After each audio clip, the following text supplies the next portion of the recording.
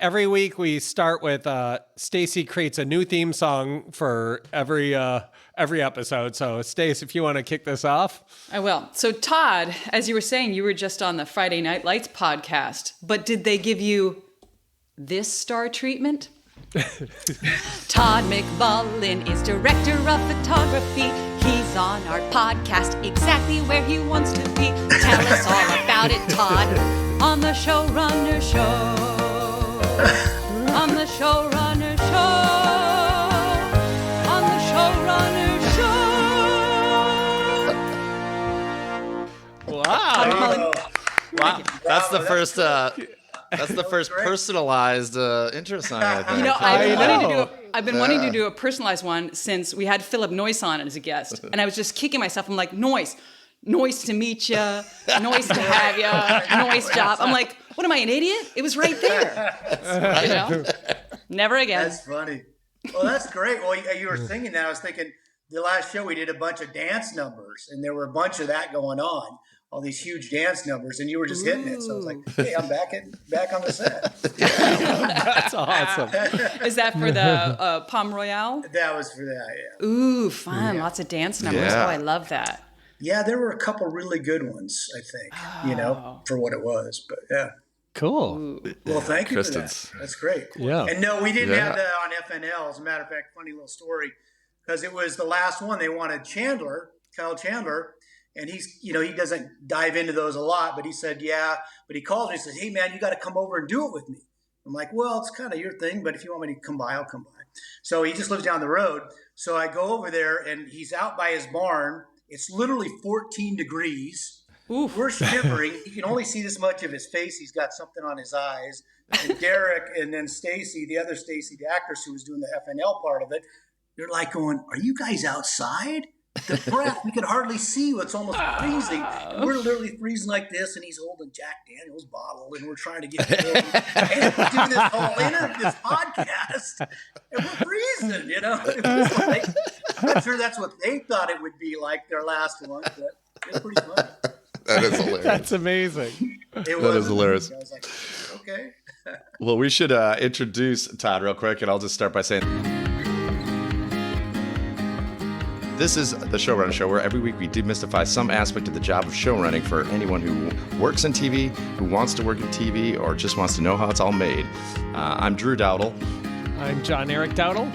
And I'm Stacy Shabowski. Thank you so much for joining us, and we're so glad you're here. This week we're discussing how to shoot a cinematic show on a TV budget. Our guest today is Todd McMullen, an accomplished cinematographer known for his exceptional visual storytelling and brilliant eye for capturing emotion and atmosphere in television, movies, and documentaries, including series like Friday Night Lights, Waco, The Leftovers, The Newsroom, and many, many others. Hey, Rick. Yeah. Hello. Hey. Thanks for having me. Absolutely. Yeah, now we kind of started the conversation already, but yeah, it's really nice to see you again, Todd. We've had the pleasure of working with Todd on 3 seasons of TV now, is that right? Waco, The Aftermath, and season 1 of Joe Pickett. Yeah. So we've done a lot of episodes with Todd. Which I found I heard that something was going up in Canada where they're trying to keep the American crew people out now more than they used to. And I don't know if that's true, but it would be smart, So I don't know what's going on up there with that, but hey, it was fun when we were up there. Even though it was it sure was. Locked in, but it was fun. Yeah. That's interesting. Yes. I haven't heard that it's becoming more difficult for American crew to cross the border. Maybe a vicious rumor. Yeah. So. I mean, they've always had the thing where, you have to kind of show that you've looked in Canada first before importing a department head from the U.S. Like that's always existed, but I don't know how. Okay. I don't know how severely it's enforced. Well, now Drew's Canadian. Now that Drew's Canadian. I'm Canadian now. Yeah. That's fantastic. Yeah. He had his Canadian baby, and now he's you're getting citizenship or work permit or something, right? Yeah, I'm on our way to residency, which is probably later this year, but a work permit, for the year, and that kind of idea. So we can be fully functioning Canadians for a while. Both places. Yeah, both places. Yeah, Congratulations. Thank You're doing you. the thing every American threatens to do but never goes through on. You're doing it. Well, November's true. coming up. There may be an influx of people. I heading- know. Let's try to get ahead of it. Let's try to get ahead of that. Yeah, totally. That's a whole Just other enough. discussion. Yeah, totally. So, well, let's jump in. Like, one thing that I feel like is so amazing about your photography style, like you bring such like a cinematic visual storytelling style to a TV schedule, which seems impossible. Like what are some, like, how do you do that? Well, that's a good question. I think mostly on my end, technically, try to keep it a little simpler if we can. And certainly with the lighting, not trying to overdo it so we lose momentum on set and everything becomes about the way it looks or how it's shot, as opposed to letting you guys with the actors get in there, block it out and shoot it and keep going. And I think the less I've found anyway, you put into the technical, it gives you, I think, a more cinematic feel that way. And I don't know how that makes sense, but I feel it does because you can detail the hell out of everything on set, making sure it's all perfect, but I don't think it has the same feeling then, the same organic feeling. So maybe that's how that cinematic quality gets into that schedule. And there's also just the realism that we've only got so much time to shoot everything anyway. So you got to pick your battles. You know, is this a scene we want to spend a little more time on because it tells more of the story or it digs more into the moment? Or, do we just kind of pass through this, get it the best we can and, save that time for later? Because I made a whole bunch of notes on some of that stuff, which I thought it was, but then looking at it, I was going, well, maybe some of it's that way, but reality is when you get in there, it's just never, it's never the same formula, I'm curious to know whether in being minimal, whether you do something like, oh, I'm going to have to go minimal with the lighting so that we can move quickly. So what I'm going to do is choose one like incredibly bold thing, like a super bold angle or a bold thing of light. Or if it's not like that, if it's more like keep it natural, let the blocking happen, follow the blocking and forget about having, there's a beam going across. That's not very articulate, but can you answer that?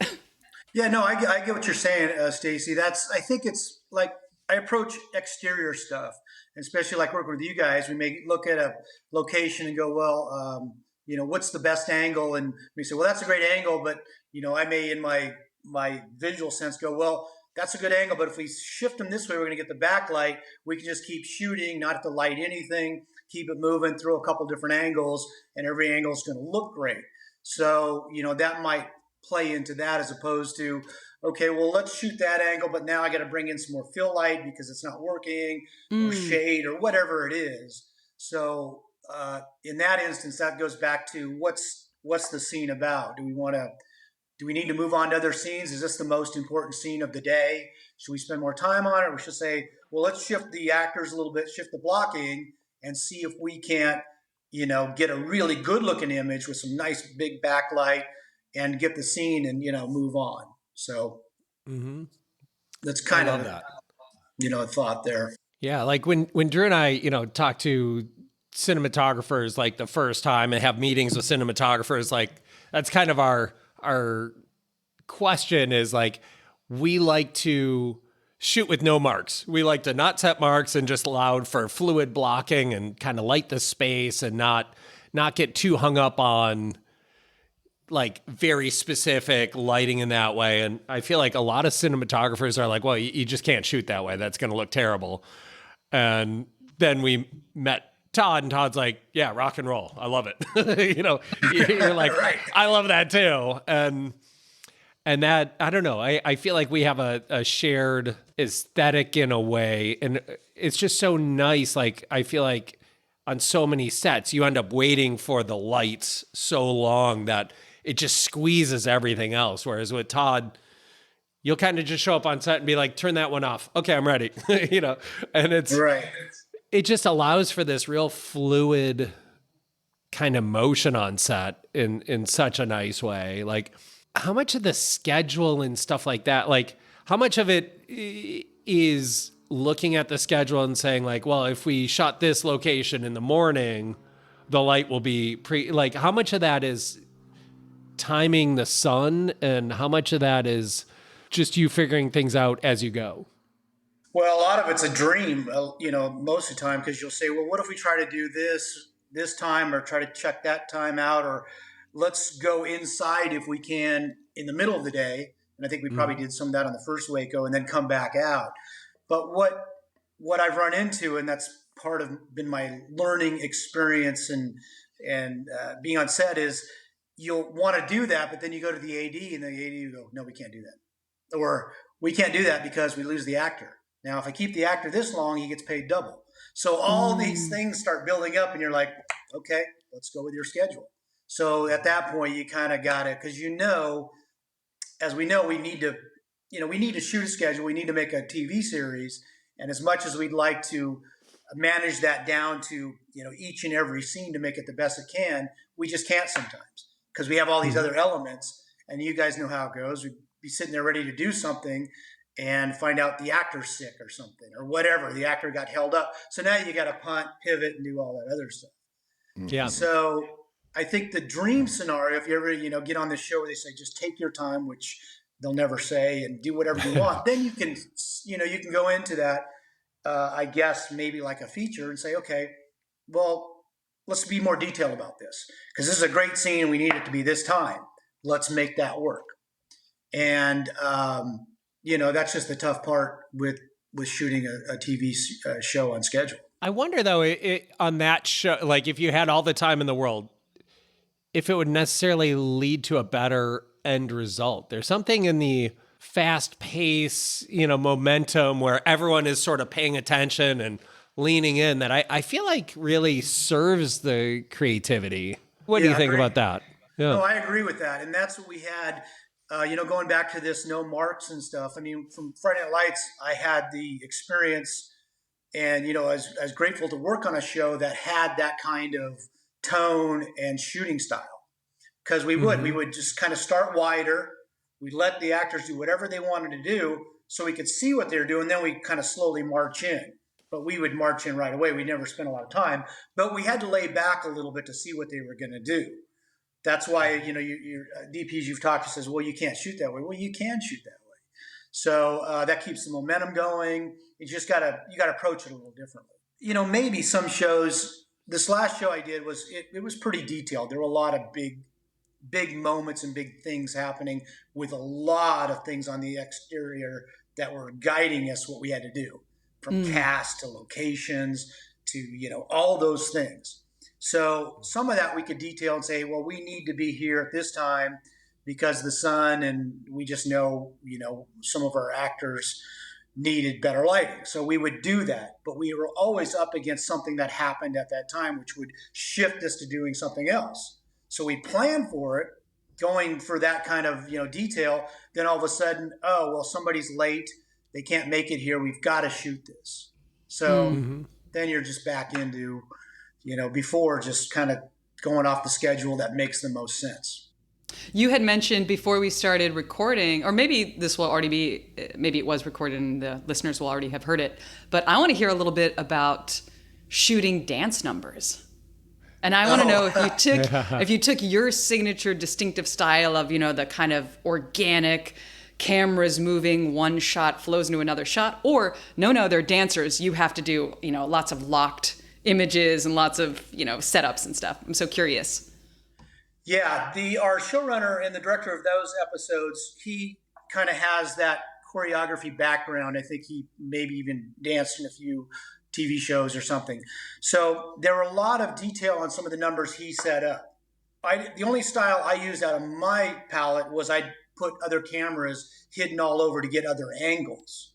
So we Ooh. might have one big setup where we're on a crane and we'd kind of come in with somebody and then they dance. We'd have to float off to get that number that they've arranged. And then we pull back as somebody comes in to get that number. So we try to do these big oneers with this everybody dancing in these big circles and whatever they're doing.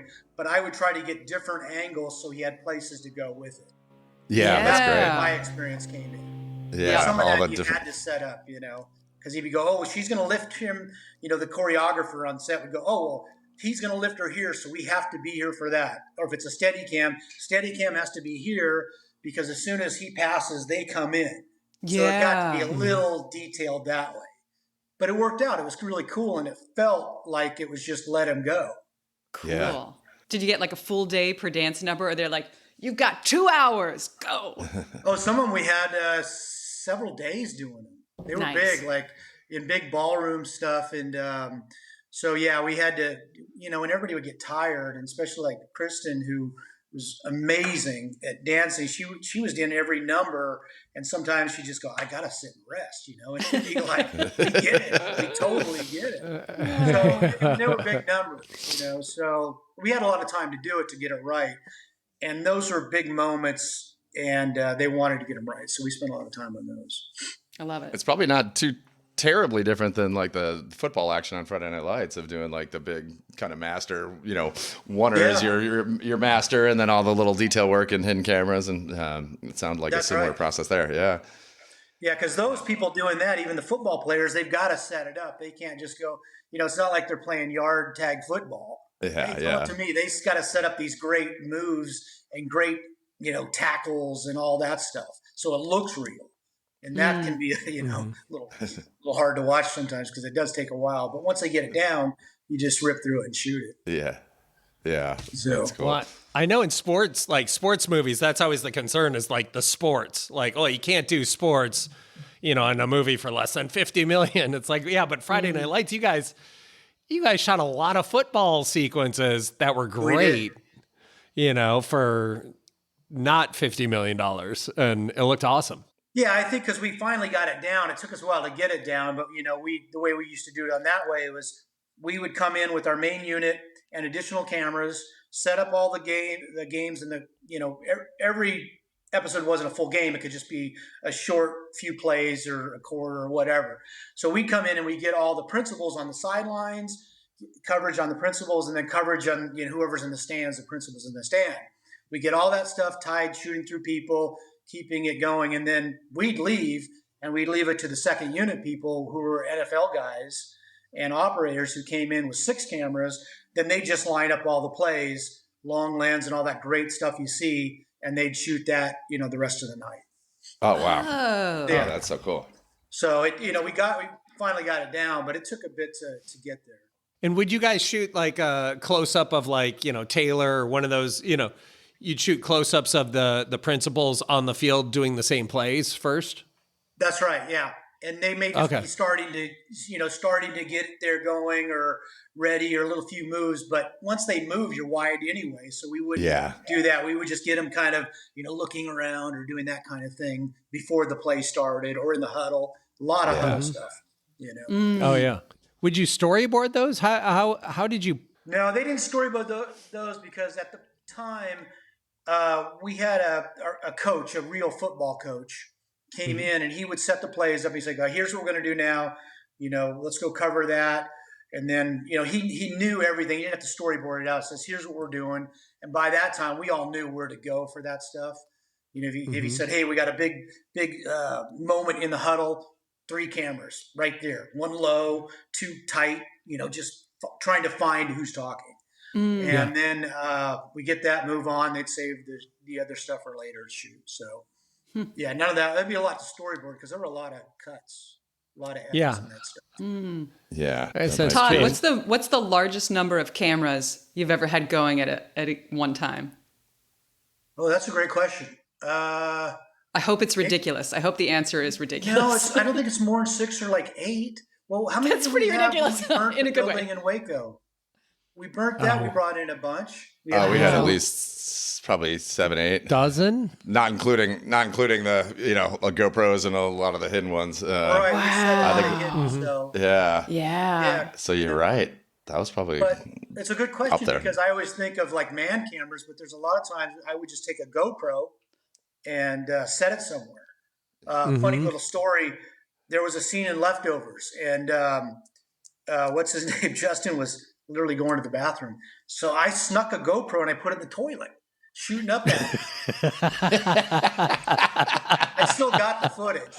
You don't see much of, I made sure that wasn't, it was like, who the hell would do that? That's so good.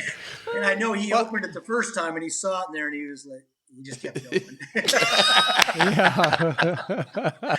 Yeah, where we could sneak him in, you know. Cool. Well, I remember on Waco, you put a GoPro in one of the cars that got run over. And then, you know, That was there was great. like grips and stuff pulling that car apart, trying to get, you know, after the tank ran it over, trying to pull it apart, like Jaws of Life, getting that GoPro out. Right. But the footage, like, it had the footage, like it, you know, it survived. We used it. Right. Yeah. Oh yeah, we used it. We did. Well, we did that at used it. Pickett too. Remember there was the crash, and we were like, man, how do we get that you know action of him? And then I said, well, let's just mount a camera to the window. They can hit it, no big deal. We'll just sandbag it down. They tied it down. Yeah. Literally through that window as that car comes. That's a dynamic moment. That's such a great, You know? such a great Almost a moment. And free- again, yeah, and we used that one too. That was such a great moment. That was such a good call. Todd, Yeah. I just remembered you were a skateboarder, right? Is that Yeah. do you have GoPro in the in your DNA? It's probably So pre GoPro invented days. it then. You know? Well, you know, John, talking about, you know, also on set with, I think momentum, I think you guys would agree, it's for some people, your listeners who want to get into this, it's just keeping a good momentum on set, you know, and you don't have to have all the answers, but I think at some point you got to know when to just keep moving and not lull on something or, you know, overanalyze it or, you know, just really stop and figure it out. Sometimes obviously you got to do that, but for the most part, you know, you want to keep a good momentum with everybody, I think, because you know how people just kind of lose, you know, a little bit of in touch and all that. So I think it's just kind of keeping the momentum going during the day. And, you know, the schedule is a tough thing because you got to kind of get everything. And I think for you guys being showrunners and writers, I would, one of the questions I'd ask you is after you've written stuff and then had to go shoot it, when you go rewrite stuff, do you think about how that turned out in production? Like, well, maybe we should simplify this and maybe we don't need as much of a car scene or something because that bogged us down, you know, maybe. So I don't know if that's, you know, part for of it. sure. For sure. I mean, I would say like, I feel like you can often tell the writers who have seen stuff all the way through the process and writers who haven't. It's writers who haven't will sometimes write like impossible or semi-impossible things. Like a helicopter lands and the guy gets out and goes and does a thing, you know, and you're like, you're not going to land a helicopter in a scene around a lot of people. You know what I mean? That's going to be really hard. If he pulls up in a car, that's much easier, you know. You're right. Unless it's super important, you know. And so I feel like often the writers who've been through the production process and the post process have a different kind of economy than writers who've only been in a room, if that makes sense. Yeah. Because you get to learn like, oh, you put 5 people all talking in a scene, that's going to slow your day down. You put 2 people sitting and talking, that's going to speed your day up. You know what I mean? There's a, you know. And I'd also say to your point, Todd, like one of the reasons we love working with, you know, Todd so much is because the TV schedules are so crazy. And as you mentioned earlier, Todd, like the curveballs you get on every single production day are such that like whatever your best laid plans are in the morning are never how it goes. And you always have to kind of flip things around. And often for a cinematographer, that can be like, you know, soul crushing and that like, oh, we had this, you know, beautiful scene so perfectly timed for, you know, magic hour. And now it's going to be in the middle of the day. And, you know, a lot of times I think some cinematographers will just kind of, you know, reject that or really fight against that. Whereas, you know, one reason we just love working with Todd is like you get the, you know, the production of it all, the momentum of it all. And sometimes you just have to shoot. You just have to keep moving. And I think that's, you know, something everyone, you know, kind of has to accept because making your day in TV is so critically important, more than features, I think. And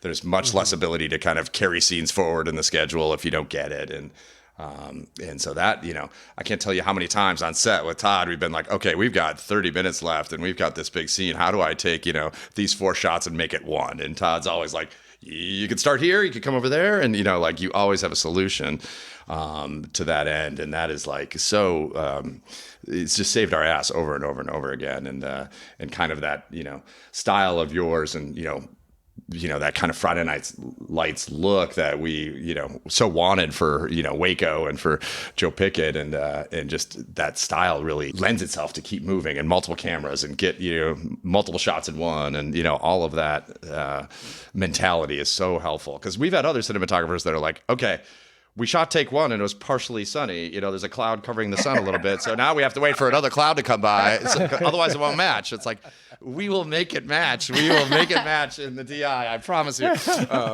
Yeah. I gotta say, one of my least, it was like one of our early movies, a studio movie. And I was like to the cinematographer, please, we have to be rolling in the next 10 minutes or they're going to kill me. I may get fired if we're not shooting in the next 10 minutes. And I go down to try and calm people down. And I come back to set and he's like kicking back on a lounge chair like, okay, try that one on. No, turn that one on. How about that one? I was like, I'm going to kill you. Please. Roll into like anything you can do. Whereas Todd is, like such a good, partner in the like, Todd, they're going to kill me if we don't shoot. Yeah. Like 2 minutes, you're like, all right, great, we're ready. My favorite Todd line that I hear so many times working with you, Todd, is, what are we waiting for? What are we waiting for? You love it when your cinematographer's asking you, what are we waiting for? You're in a good place. Yeah. Yeah. I'm working on that impatience too. No, it's good. It is so good. Too much on people, but I'll say, like, how do you deal with, I would say one of the biggest momentum killers on set is individual people's frustrations. You know what I mean? Like when a director is like, like it wasn't supposed to be raining for the scene and now it's raining and I can't shoot, under these conditions or whatever, or an actor or cinematographer. Like, how do you manage that feeling? Like, how are you able to push through that? So that's a good question. Part of the reason I like the job is, what's the word? One, collaboration and troubleshooting. So that's come up a lot, and especially some of the earlier shows I've done where directors just stop and they're just like, I don't know what to do. And my philosophy, or maybe it's my job, is I at least go up to them and say, well, none of us really know what to do, but let's try something. Let's try this, because it might lead us to that or lead us to one. But we can't just freeze and stop and look at the notes and talk to people and figure it out. Let's try to keep marching forward. Let's try it. Mm-hmm. Now, some of those people look at you like, who the hell are you? And some people go, that's a good idea. So it just depends, the situation. But the goal is just to try to keep things going, because a lot of times none of us know, but we have to go through a procedure to try to get there. We have to figure that out. Yeah. And, back to what you're talking, Drew, about the on set and everything, part of that also is when you work with great actors. An actor will see that and go, hey, do you need me to go over here instead of stand here? Do you need us to keep this shot flowing so you get everything in one take and then you don't have to do coverage? And that's the thing I love. I love when blocking works out where everybody, the camera and the cast and everybody can keep it moving into one great shot and maybe not have to do coverage. I love that. Yeah, I do too. That's great. Yeah. And that is the lifesaver when you're running out of time, is being able to eliminate some of the coverage, and exactly what you're saying, be able to bend all the elements to, into fewer shots, and that could save your ass. And I always find, like, some people might go to be like, what can I do to this? Like, I don't know, you're the director, figure it out, whereas Todd is like, let me help you figure this out. I don't, like you said, like, I don't know either, but let's, try to find a solution. And that, for me is just critically important. And yeah. I have a question, because I sort of also assumed that it would be like the director who gets to say, let's make the blocking like this. Let's improvise, or let's not, or, but you're making it sound, and this of course makes perfect sense, that some of the top actors can go, hey, can we try this? You know, that some of the A-list name actors can say, can I give this a try? Can I help you out? Can we do this? Is there like a number on the call sheet at which you don't want an actor piping up, that you don't want like number 15 on the call sheet going, hey, let's just try this, you know? Or is there like an internal thing of like, if you're a 5 or below, zip it? Or is it kind of always welcome? That's a great question. No. No, wrong. No. I think what Todd's saying too is like when actors are like, hey, if I get in the flow with this shot, would this help you in your lighting? You know, would this help you? That's right. You know, and I think the more experienced actors sometimes are like, oh, hey, you know, like you see Mike Shannon, you know, doing this, like he knows where all the lights are. He knows where the camera angles are. And he's like, hey, if I turn into the light this way, would that help you not have to, you know, get a different angle, you know? Like he'll be thinking in terms of editorial in a way where you're like, dang, like, he gets it. Yeah. Versus like that too. Oh yeah. Shea Wiggum is like that. Yeah. I remember we had a scene and he had to do something and we kind of focused on two of the other characters and he comes up and says, hey, what should I do? I don't want to be in the scene and, you know, I don't know what to do. And I said, well, I think, Shea, we're going to pretty much be shooting away. We won't see you. So if you just kind of go off here, you'll be off. But then when you're reintroduced for the rest of your scene, you just step in and you're there. So I don't think we're setting a shot where we see you, you know, fidgeting. You know, I think he was worried about fidgeting on set. And, you know, so he was aware of it. And he just kind of like, yeah, that's a great, you know, I'll do that. And it worked out, you know? Yeah. So to your question, there are people that are just like, and, you know, a lot of the actors are like us. They want to get the hell out of there. They want to do their scene and go home. You know, they don't want to be there for 18 hours either. So those people might say, hey, I'm going to do this for you guys. Or can I help you doing this by moving around a little more? Because, I mean, one of my pet peeves, and there's no way to get around it, but it is my pet peeve, is when, you know, you set up a scene and it's like a two-hander. You literally... the actor will walk from point A, like at the door, 4 feet up to Mark and stand there and just deliver 2 pages of dialogue. That, you know, and we all have had to go through it. Sometimes there's no way around it. It saves time. But it is just, to me, it's like, I don't want to say it's the laziest thing you can do, but there seems there could be more to be done in that. You know, there's people move around when they talk. People do things. They don't just come up and stop and start talking. And there are some shows... You know, when I was doing a lot of network and stuff, they did a lot of that because their schedules were so tight. And then, you know, the director would be like, okay, I want them to come in through here and stand there. They stand there. We got an over, then we'll flip and we're moving on. Oh, that's simple. So, you know, yeah, but it feels uninspired, you know, when you see too much of that in a show. Yeah. And you got to do it sometimes, but yeah, you're right. Yeah. I'm in such actor head. I haven't acted in a while, but I'm in such actor head hearing this where I almost feel nervous of like, what am I going to do? Where's my business? I'll click a pen. I'll touch some papers. I'll snip flowers. I'll sip a coffee. Like, you're just like, give me some shit to touch. You know. Yeah. Obviously, a more experienced here's actor. Something that I just noticed you could do. You could just go off on the side and start singing. It'd be like Cop Rock. You had the most greatest intro. We need another show like that. I love it. I love it. Let's talk. Great voice. Todd, we're going to go out and pitch something. There you go. That's right. I think in summary, we talked about momentum and how blocking is your friend for that, and how the more cameras, the better, and crush as many as you can, stick them in toilets. That's the actionable tip of the week, is put a GoPro in the toilet. GoPros in toilets. With permission. You know. With permission. If you like our show, would you please consider taking a minute to subscribe to it and to rate us very, very highly, 6 out of 5. And please tell a friend about our show. Spread the word, the good word. That all really helps us find and grow our audience. Thank you so much. We appreciate you being here, and we'll see you next week with more Todd McMullen. Thank you very much. Enjoyed it.